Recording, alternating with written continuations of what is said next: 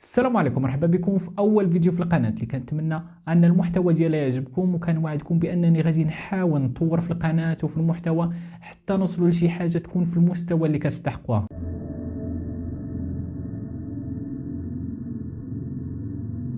في افريقيا كاين واحد المخلوق اللي قليل اللي كيشوفو وقليل اللي كيخرج في المواجهه ديالو، وقليل اللي كيبقى حي من مورا ما يتلاقى به ويحاول المواجهه ديالو. مخلوق ما كيدير الصوت وكيحاول يبقى بعيد وما يبانش بزاف، ولكن فاش تيبان تيولي طايح اكثر من النايض. هذا المخلوق هي افعى المامبا السوداء او البلاك مامبا. فقط الاسم ديالها كيعطيها واحد الهيبه وواحد السمعه مرعبه. داكشي علاش في هذا الفيديو غادي نحاولوا نسلطوا الضوء على هذه الافعى المرعبه ونشوفوا نيت واش كتستحق تكون بهذه السمعه، واش كتستحق نيت تكون اخطر افعى على وجه الكره الارضيه. كتعتبر المامبا السوداء أكبر أفعى سامة موجودة في القارة الأفريقية، وكتعتبر أيضا ثاني أكبر أفعى سامة موجودة في العالم من بعد أفعى كوبرا الملك. الطول ديالها كيتراوح ما بين 2.5 متر حتى ل 3 متر وأكثر في بعض الحالات. هذه هي صورة المامبا السوداء، ولكن السؤال اللي غادي يتبادر في الذهن ديال اي واحد غادي يشوفها لاول مره هو علاش كتسمى بالسوداء واللون ديال الجسم او الجلد ديالها بعيد كل بعد عن السواد، حيت اللون ديال الجلد ديالها غالبا تيكون يا اما رمادي ميل اللون الزيتوني او قهوي فاتح او باهت. الجواب ببساطه هو انها تسمت بهذا الاسم بسبب الفم ديالها اللي تيكون اسود من الداخل، حيت فاش كتحس المامبا السوداء بالتهديد او بالخطر كتحل فمها كنوع من انواع الدفاع عن النفس، كتحاول انها ترسل واحد الرساله بانها مستعده وواجده باش تهجم في اي لحظه. فقط المظهر ديال الفم ديالها كيخلي اي واحد يفكر 1000 مره قبل ما يحاول يفكر يتواجه مع هاد الافعى اللي كتسمى ايضا بقبلة الموت. السمعة المرعبة اللي اكتسبتها ماشي غير من الشكل ديالها فقط، ولكن كاينين بزاف ديال الحوايج اخرين.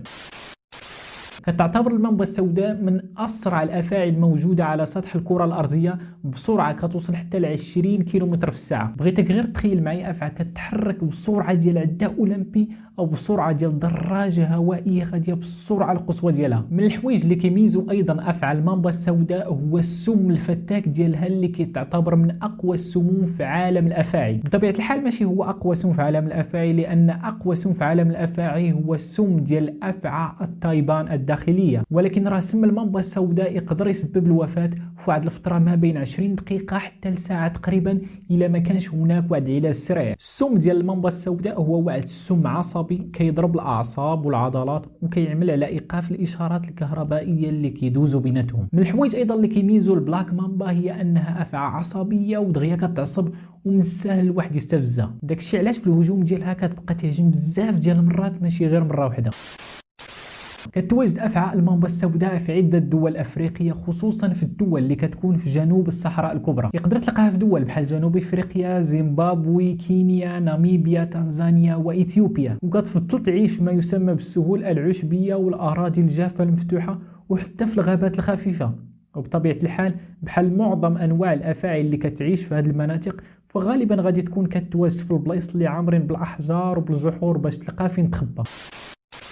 المامبا السوداء هي ماكينه ديال الصيد، كتخرج من المخبأ ديالها بهدف الصيد. فاول حاجه كدير هي انها كتقيس واش كاين شي ارتعاش في الارض بحال شي رادار احترافي، ثم مباشره كتوجه المكان الفريسه بخفه وبسرعه بلا ما دير حتى شي صوت. فاش كتشوف الفريسه كتهجم بسرعه البرق بلا اي مقدمات وبلا اي انذار مسبق. كتعض الفريسه ديالها وكتحقن فيها واحد النسبه ديال السم اللي هي كثيره ومجهده باش تشل الحركه ديالها في دقائق قليله. فاش كتهرب الفريسه كتبع المامبا السوداء بشويه عليها وكتسناها التصافي تطيح وتشلل من السم وكتبدا العادقه وحده. البلاك مامبا عزيز عليها تاكل بزاف ديال الحيوانات الصغيره، المهم اللي لقات في طريقها ما كترحموش. خاص غير تكون فريسه سهله في الابتلاع ديالها وتكون غنيه بالبروتين اللي كتحتاجو المامبا باش يمدها بالطاقه باش تبقى محافظه على السرعه ديالها. ولكن هي كتفضل بعض الانواع بحال مثلا الفيران والسحالي والطيور وحتى الخفافيش. الغريب في الامر ان وجبه وحده كتكفي المامبا السوداء لعده ايام، وبالتالي فهي ما كتحتاجش الماكله كل نهار،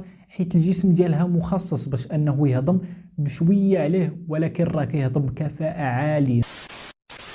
كاينين 4 ديال انواع المامبات في العالم. كاينه المامبا السوداء اللي هي اخطر واسرع وحده فيهم، وكاينه المامبا الخضراء الشرقيه اللي حتى هي عندها سم خطير ولكن ماشي بحال السوداء، وعندنا المامبا الخضراء الغربيه اللي كتعتبر افعى خجوله وقليل فاش كتواجه مع البشر. وكاينه ايضا المامبا الخضراء الجيمسون اللي كتمتلك السرعه والسم الفتاك وكتعتبر ايضا من اخطر الافاعي في افريقيا. المامبا السوداء قدر انها تعيش ما بين 10 سنين حتى ل 15 عام في البيئه الطبيعيه ديالها. اما فيما يسمى بالاسر، يعني يا اما حديقه الحيوانات ولا مركز البحث، فتقدر تعيش حتى ل 20 عام، حيث كتكون واحد الرعايه وكتكون الراحه والماكله موجوده، يعني كيتوفر لها جميع الشروط باش تعيش لاطول فتره ممكنه.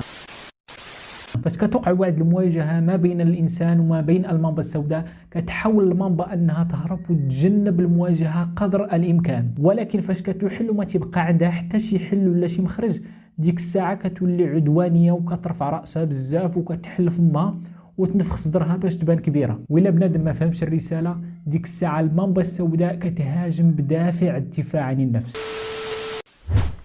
في النهاية كتعتبر المامبا السوداء واحدة من أخطر الكائنات اللي يعرفها الإنسان، فالقوة والسرعة والطول والذكاء والسم الفتاك تيخليو منها أسطورة في الأدغال الأفريقية ومصدر رعب وخوف عند بزاف ديال الناس. المامبا السوداء هو درس واضح على أن الطبيعة فيها الجمال والخطر، القوة والضعف، وكل مخلوق إلا وعنده واحد الدور محدد في الحفاظ على توازن الحياة. ومع كل معرفة جديدة كنكتسبوها عليها كنزيدو نفهموا أن الخوف الحقيقي ماشي في الأفاعي ولكن في الجهل وعدم المعرفة بها. إلا عجبكم الفيديو لايك وتعليق، وما تنسوش تشتركوا في القناة. في أمان الله.